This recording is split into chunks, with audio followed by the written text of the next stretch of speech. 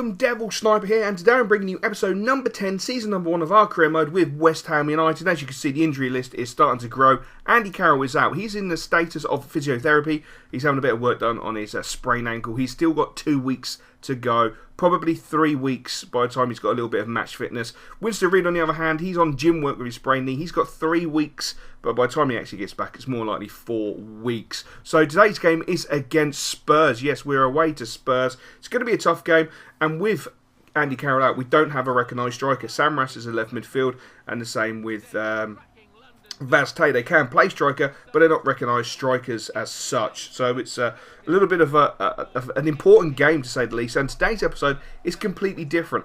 I'm literally tearing up what I normally do, and I'm going to do a completely full game. Probably should have chose a better game, but I didn't. I decided to do it with Spurs. It's not the greatest game in the world. A really, really tough game. Spurs seem like the first season of FIFA 13. Spurs seem very, very hard to break down.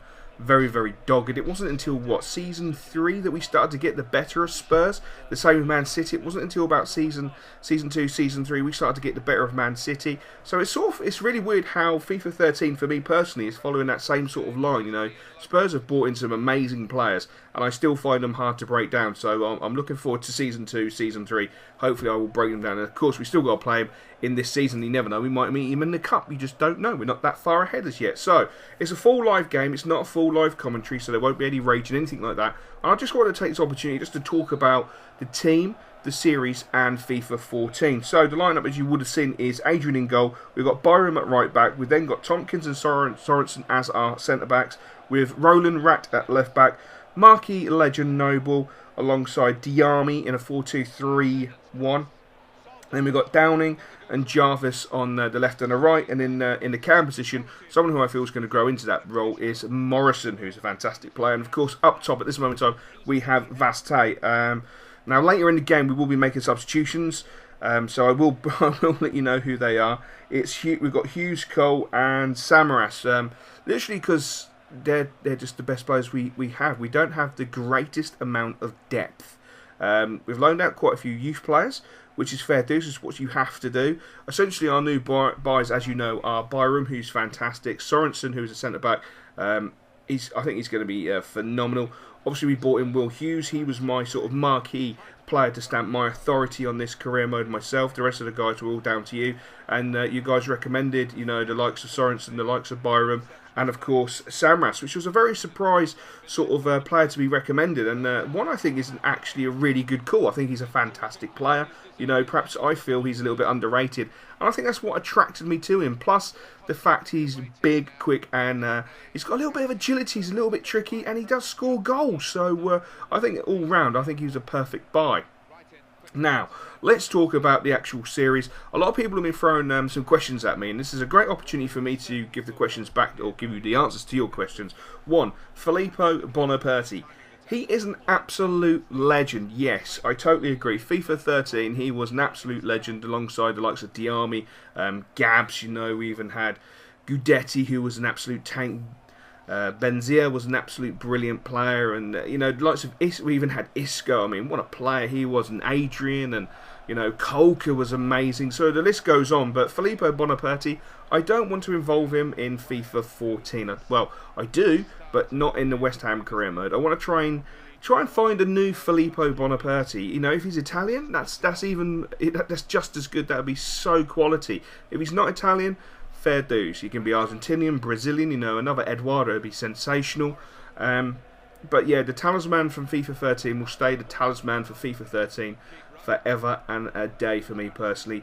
I did, you know, the player I wanted to bring in a lot was Gabs, because I think he's underrated. I think he's underrated on FIFA 13. I think you know, during his career he's been underrated. You know, the guy did play for Argentina, and he did put in some good stints for Argentina. He's a really quality player, and I wanted to bring him into FIFA 14 because I truly do love Gabs. He is Tevez version 2. He's just as ugly as Tevez, and he's just as dogged as Tevez, and he's just a fantastic player. So that was like my dirty little secret, really, bringing in Gabs. So moving on from that, let's talk about the team and the squad. The squad, for me personally, look, it's a work in progress. We know it, you know it, I know it. It's a work in progress. A progress and a job that we're going to do together. We're going to follow the same format that we followed in FIFA 13 and what we've followed so far in FIFA 14. Players coming in, it's down to you. Players going out, it's down to both of us. We're going to weigh up the options that we have. You know, essentially I'm going to be looking to get rid of players who hit about 30, 31. Not as soon as they hit 30, I'm not going to get rid of them. I'm going to allow them to get to about 31 because that's when I start to feel, after they hit 31, they start to deteriorate a little bit too much and they start to become unusable. Where in FIFA 13, they hit 30, they were literally like playing with a bowl of jelly. It was awful, absolutely awful. But it seems like on FIFA 14 you can play with the players who are 31 and you can play with the players just about if they're 32. It depends on the class of the actual player. It's a really weird feeling, to be honest. I'm sure you guys know you've played with a few older players within the career modes that you've been playing. So we're going to be doing that. So we're not going to be rushing the whole team building. That's something I want to really, we made a good amount of signings, and for once I only think we didn't do it 3 times out of 6 seasons, so 12 transfer windows. 3 times we didn't spend all our allocated budget. I mean, we still got over 3 million quid, which is remarkable and something that we've never really done. And that goes from season 1 of West Ham all the way to season 6. So we had 12 transfer windows and we always spent our money. So I'm quite chuffed that we haven't done that because I don't want to just spend. I want to think about it logically. I want you guys to think about it logically, and I want us to build a proper, decent team. Now, some people are going to say, wow, that's just boring and defeats the object of career mode. Well, it doesn't. Building a biblical team, a sensational team, a fantastic team will take time. Now, I'm hoping that we can hit 6-7 seasons. I had a bit of time off due to certain reasons, which you guys know. If you don't know, then there's a few videos on my channel. I'm not going to go into details again because I'm sure it'll bore people, but I want to hit 6 seasons. I actually would like to hit 7 seasons with West Ham. I'm not sure how it's going to work yet because the whole next gen situation, etc. But I'm going to be talking about that in a Call of Duty video tomorrow. If you saw the Call of Duty video yesterday, being Tuesday, you would know that Blockbuster have gone bust and screwed me over essentially, as Eriksen scores a fantastic goal. This was a great goal. It's poor defending again. It is poor defending. Sorensen's got the wrong side of Eriksen, but that's something we can work on in training at the end of the day. That's he's a young defender at the end of the day, and I took the risk to put him in. Some would say it was a little. I should have put Collins in.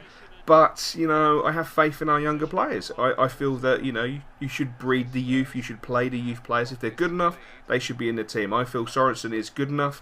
He should be in the team. Now, obviously, when Reedy's back, Sorensen will have to fight for his place and he won't be guaranteed a place by any stretch of the imagination. It's not as if he's guaranteed a place now by any stretch of the imagination. So, yeah, there we go. So, as I was saying about the squad and how we're going to do it, I don't want to rush into bias. I really want you guys to think about players that we purchase. Try and analyse positions. I mean, we will do at the end of the season, or when we get closer to January, we will look at the team in depth.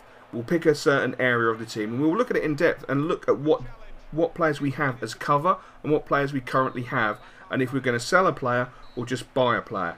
And that's the way I think it should be done. That's the way it would be done. And that's the way I think we should do it as well. Because it's more fun. Because then you guys will feel that you're more involved. And that's the most important thing about this career mode. Especially since Google Plus is a complete pain in the arse. And you can't always reply to every single comment now because Google Plus doesn't allow you to. Do I know why? I have no fucking idea. Do I like Google Plus? Of course not. Because it stops me doing what I love doing, which is replying to you guys. Yeah, I went for a stint where I didn't reply to anybody. Let's get that one out of the system. Yes, I know. I didn't reply to anybody. That's because I had a lot of shit going on. End of story. I'm back. I'm uploading regularly. I'm replying as regular as I physically can, which is literally every other day. If a video goes out on a Wednesday, I reply on a Thursday. It's that simple. That means what I normally do, because I'm not a big YouTuber, and I know big YouTubers probably, do it over a certain amount of days. I usually get the basis of my views within 24 hours. So I reply to the comments within the 24 hours. It's that simple. That simple. And look at that. Oh, we had a strike. Thank God we had a bloody strike. Thought this game was going to end with us getting battered. But, Vastey there, left foot shot. Bends away, unfortunately. A little bit more composure. He could have put that on his right foot, and gone for a bender into the top corner, but he didn't. Anyway, squad depth. We don't have the greatest squad depth. What do I think of the team? How do I think we're actually going to do? Well, that's a good question, not just for me, but for you. Where do you think we'll finish? How do you think we're doing the cups?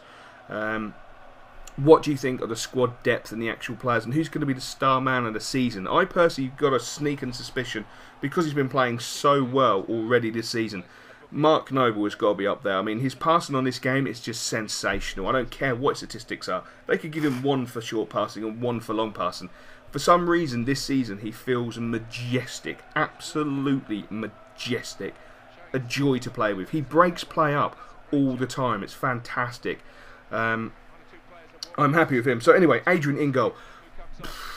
I'm going to be interested to see how he grows, to be honest, because sometimes I feel like he's really, really slow, and other times he pulls off saves that I think, wow, how did you pull that off, considering sometimes you go down like a fucking, you know, you fall over slower than an old bird. It's ridiculous. It's sometimes just a little bit of inaccuracies with the actual player, but who knows. Byram, wow, you guys recommended Byram. I know there's a few Leeds supporters who were constantly going on about Byram last season and for different career modes, and I never got round to getting him, and I've got him, and he's fantastic. He really is fantastic. Unbelievable. I honestly hope he grows a lot, because I think he deserves it. The way he plays at the moment is sensational. Absolutely sensational. He gets up and down that pitch. He's great for tackles. He's got a lethal shot on him, and he's good in the air, which is surprising. So I'm really happy with him. Tompkins, I'm hoping Tompkins will live up to his hype and be a solid centre-back, because I think he's a great player. I think he has a lot of potential. Like he did on FIFA 13, I think he has a great amount of potential, and I'm hoping for big things from Tompkins this season. I want him to be a mainstay. Hopefully he won't be a big baby and start throwing his rattle out of his pram every other day. So that'll be quite nice. Sorensen, which I already touched on, you know, is a young centre-back. He's tall, he's got perfect work rates. He looks phenomenal. As he goes across to the ball there, he gets a little bit outwitted, which is a bit of a shame. But, you know, the ball into the box wasn't that great, and Adrian gathered it with consummate ease. Moving on to Rat. Roland Rat on the ball at this moment in time. He's actually a decent left-back. I was a little bit sceptical about him. I did consider selling him and perhaps looking for a more cultured left-back. But I've got to say, he does a fantastic job. He gets up and down that line. He gets his foot in where he needs to. He's good on the crosses. He gets into dangerous areas. And he's in the right place when it comes to defending. So I'm really, really, really chuffed with him. He is absolutely sensational, I have to say. He took me by surprise. Now, obviously, we're going to move on to the midfield. As you can gather, I'm going through the starting 11.